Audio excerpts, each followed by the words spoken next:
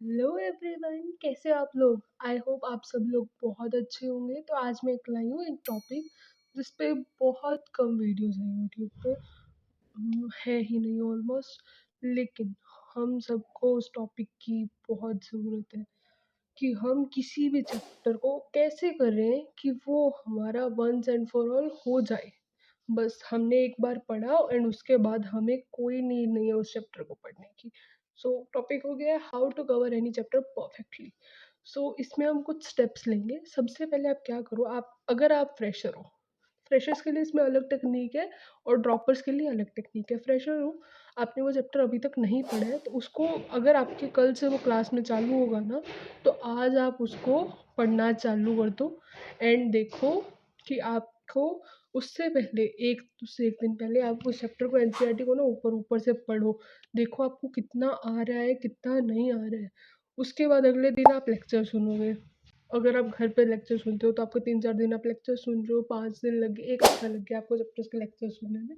जैसे-जैसे आप लेक्चर सुन रहे हो उस दिन आपको एनसीईआरटी भी शाम में पढ़नी है उसी टॉपिक की। आप देखोगे जब आप लेक्चर सुन रहे होगे ना, आपको टर्म्स याद आएँगी कि मैंने कल भी ये टर्म्स पढ़ी थी। जब मैं एक बारी ऊपर से ऊपर से कर रहा था, ऊपर-ऊपर से जब एनसीईआरटी पढ़ रहा था। उसके बाद में आप शाम में जब पढ़ोगे, फिर से आपकी वापस से एनसीईआरटी रिवाइज़ हो जाएगी। फिर आपको याद आएगा मैंने 1 दिन पहले एनसीईआरटी पढ़ी थी, तब मेरे से ये लाइन छूट गई थी। आज मैं जब अच्छे से इसको ब्रीफली नहीं पढ़ रहा हूँ, थॉरोली पढ़ रहा हूँ, तो मेरे को वो लाइन्स पता चल रही है जो मेरी पहली बार में छूट गई थी और अब मुझे उन लाइन का मतलब समझ आ रहा है। तो ऐसे दूसरी बार एनसीईआरटी की रिवीजन होगी और जब चैप्टर पूरा हो गया फिर एक बारी आराम से लेके बैठो, 2 घंटे एनसीईआरटी को अच्छे से उसे वापस से पढ़ो। उसके अंदर से जो कीवर्ड्स है वो सारे निकाल के रखो। मैंने एक वीडियो भी बनाई थी कि एनसीईआरटी को कैसे पढ़नी चाहिए, प्लीज़ उसे देखना। वैसे ही एनसीईआरटी पढ़ना, साइड्स में लिखते रहना। एनसीईआरटी जितनी बार पढ़ोगे उतनी बार आपको वो, आप ना मैं बताती हूँ, एनसीईआरटी के ना एक चैप्टर को 20 बार पढ़ना। जिस जब तक आप 16-17 टाइम तक पहुँचोगे ना, तब तक आपको जितनी बार एनसीईआरटी पढ़ोगे, एक ना एक लाइन, एक ना एक वर्ड ज़रूर नया मिलेगा। जब आप एक चैप्टर को 20 बार पढ़ लेते हो, 25 बार पढ़ लेते हो ना, तब उसका कॉन्सेप्ट इतना अच्छे से रिवाइज़ हो जाता है कि हमें एक भी लाइन नहीं मिलती है जो नई ना हो। जब तक आप इतना अपने आप पे क्लियर नहीं हो गए हो ना कि इस चैप्टर में एक भी ऐसी लाइन नहीं है जो मुझे रात में भी याद हो, दिन में भी याद हो, तब तक आपका वो चैप्टर इनकम्प्लीट है। एनसीईआरटी को इतनी बार पढ़ना चाहिए। ये तो बायो के लिए हो गया कि फिजिक्स केमिस्ट्री में भी ऐसे करो, इनऑर्गेनिक ऑर्गेनिक के लिए। फिजिक्स और फिजिकल में ऐसा कुछ नहीं रहता है, उसमें हम बाद में ही देखते हैं। जो क्वेश्चंस है उसमें बस वही अच्छे से सॉल्व करते रहो। एनसीईआरटी इतनी इम्पोर्टेंट नहीं होती है फिजिक्स में। अगर आपके 150 तक आ रहे हैं उसके बाद आप एनसीईआरटी में जाना चाहें तो जा सकते हैं।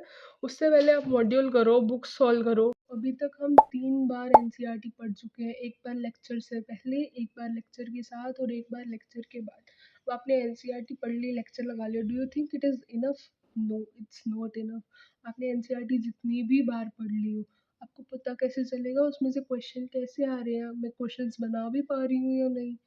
अगर आपने एनसीईआरटी पढ़ ली, आपके क्वेश्चंस ही नहीं बन रहे, आपने न्यूमेरिकल्स बनाए ही नहीं, सॉल्व ही नहीं किए, सिर्फ थ्योरी थ्योरी पढ़ते रह गए, सर ने जो लेक्चर करवाया सुन लिया, हमने कुछ नहीं किया खुद से, तो ऐसे कैसे चलेगा। जब तक हम क्वेश्चन प्रैक्टिस नहीं करेंगे हम तक हमें समझ कैसे आएगा कि हमें क्या और पढ़ना है क्या नहीं। अब आपने क्वेश्चन प्रैक्टिस करने के लिए बहुत सी बुक्स आती हैं, बहुत से मॉड्यूल्स आते हैं, ऑलमोस्ट हर चीज़ फ्री में अवेलेबल है। बहुत सी साइट्स हैं, बहुत सी ऐप्स हैं। और आप चाहो जो भी बुक आपको चाहिए हो, जो भी नोट्स चाहिए हो, मुझे मैसेज करो, नीचे कमेंट सेक्शन में डालो, मैं अपने टेलीग्राम चैनल पे आपके लिए पोस्ट कर दूँगी।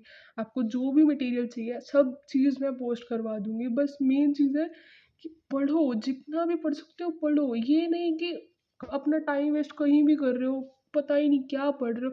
कई लोग तो ये है, एक-एक चीज़ की 10-10 किताबें सॉल्व करने बैठ जाते हैं, जबकि एक किताब को 10 बार सॉल्व करना चाहिए। ये गलत स्ट्रैटेजी है कि अब हमने सारी बुक सॉल्व करनी है। कई है इर्रेलेवेंट बुक सॉल्व करने लग जाता है, इर्रेलेवेंट नहीं करनी है बच्चा। अब उसके बाद आपने टेस्ट दे लिया, आपने एनसीईआरटी पढ़ ली, आपने क्वेश्चन प्रैक्टिस भी कर ली। अब बच्चे पता है क्या करते हैं, मम्मी पापा कहते हैं देखो मम्मी 3 घंटे का पेपर है, 3 घंटे आराम से बैठ के पढ़ूंगी। देखो पेपर में तो वही चीज़ें आनी है जो मैंने पढ़ रखी है, इससे अच्छा है मैं और पढ़ती हूँ, कुछ नया पढ़ती हूँ। गलत। जब तक आप पेपर नहीं दे के आ रहे हो, आपको समझ कैसे आएगा कि मेरे को कौन-सी लाइन मैंने क्वेश्चन भी प्रैक्टिस कर लिए थे पेपर में जाके बने ही नहीं मुझसे। पेपर प्रेशर भी कैसे सँभालना है, ये भी समझ आना चाहिए। उसके बाद हमारे पेपर में गलतियाँ कौन-कौन सी हो रही है, कौन-सी सिली मिस्टेक है, कौन-सी कॉन्सेप्चुअल मिस्टेक है। कुछ चीज़ें ऐसी